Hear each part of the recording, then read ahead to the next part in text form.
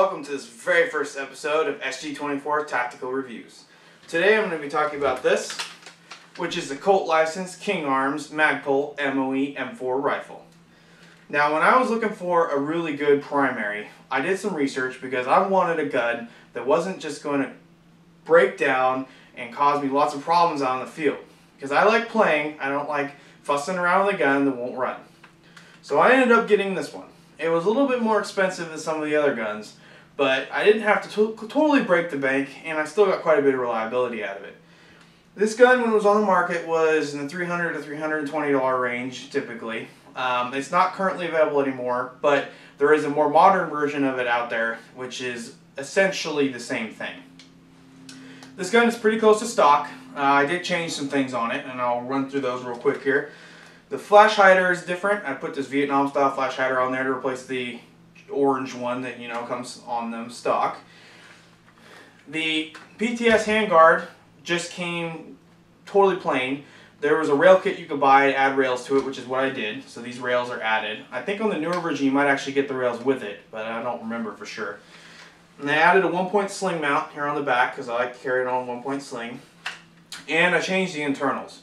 I took the stock spring out and I put in a lower spring so that I can do CQC, CQB battles and not exceed the FPS limits.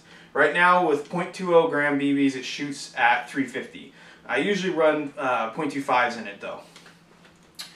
Now, first inspection on the gun, you can see it's got the Magpul furniture, which comes stock on the gun. This is actually Magpul stuff. So that's really good, because usually the furniture on guns is this cheapo Chinese plastic or metal stuff that just busts on you, and this Magpul engineered plastic holds up really good. So you got your crane stock back here. It's fully adjustable with this lever here. You can pull it all the way out and or adjust it anywhere in between, depending upon what suits you. It's got a little rubber bit here on the back for greater comfort when you actually bring it up to use it. The gun has MOE Magpul motor hand grip. So your motor's in here. As far as hand grips go, or pistol grips, this one I'm really quite impressed with. The motor mount is much higher quality, and how it interfaces with the body is much higher quality on this gun. You have your mag release here. It came with a Magpul PMag style high cap. I wasn't too much of a fan of it. I mean, it worked okay, but for some reason the winder was recessed into the mag, so that made it really hard to wind it and use it. And I typically run mid caps anyway, so I don't use that mag anymore.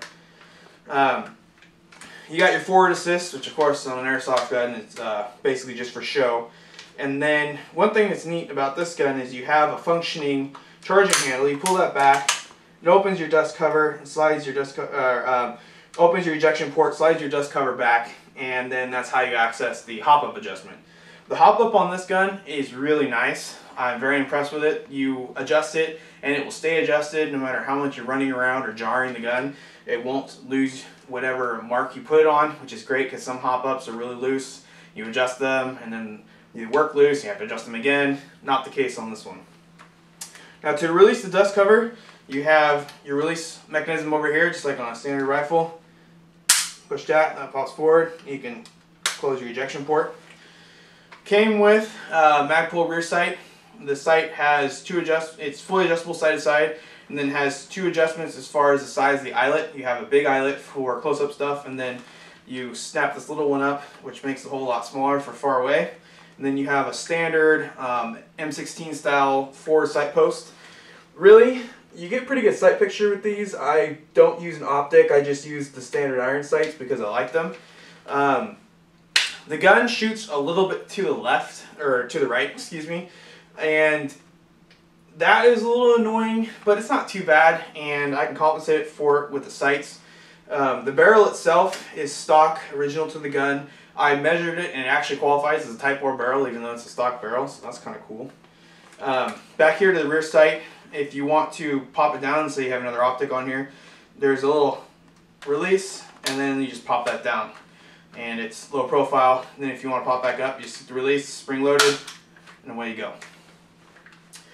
Now, the rifle of course is pretty typical right-handed. You have your fire selector, you have safe, semi, auto. Pretty standard for an M4 style platform. Now, because you have this stock back here, there's no room for your battery, so your battery sits inside the PTS handguard. That is really the only thing that I don't like that much about this gun. I mean, it's okay.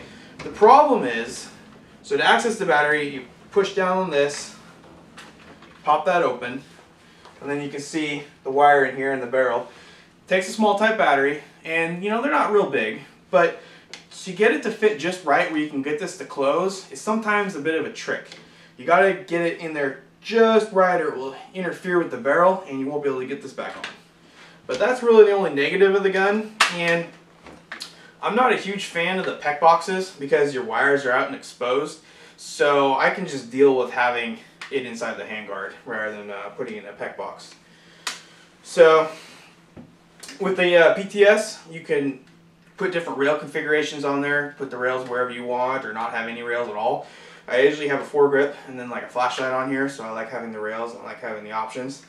Your front sight post, pretty standard M16. You have a little clip on here for a bayonet. If you want to put a bayonet on here, you can get those little rubber ones attached on there. It looks kind of weird, but hey, if you want to do that, it's up to you. So this gun is really reliable. I've never had a problem with it. It is a higher quality gun, so only run high quality BBs through it. The only issue I had one time it jammed was when I ran low quality BBs in there, and a couple of the BBs broke and interfered with the hop up. So you want to be careful and aware of that. But it's lasted me through many a game. I'll show you some clips right now of me using it in action.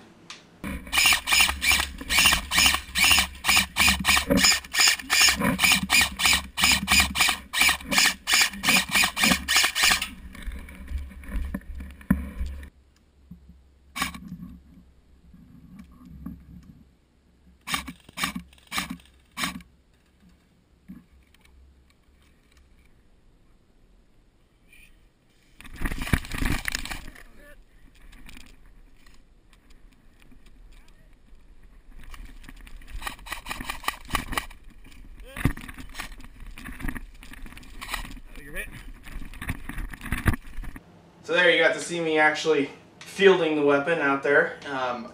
I love to use it. It's, like I said, it's my primary, the one I use whenever we go out to play. So if you're looking for a good gun, King Arms, Colt licensed, Magpul MOE M4 might be the one for you. Alright, I will see you next time on SG24 Tactical Reviews.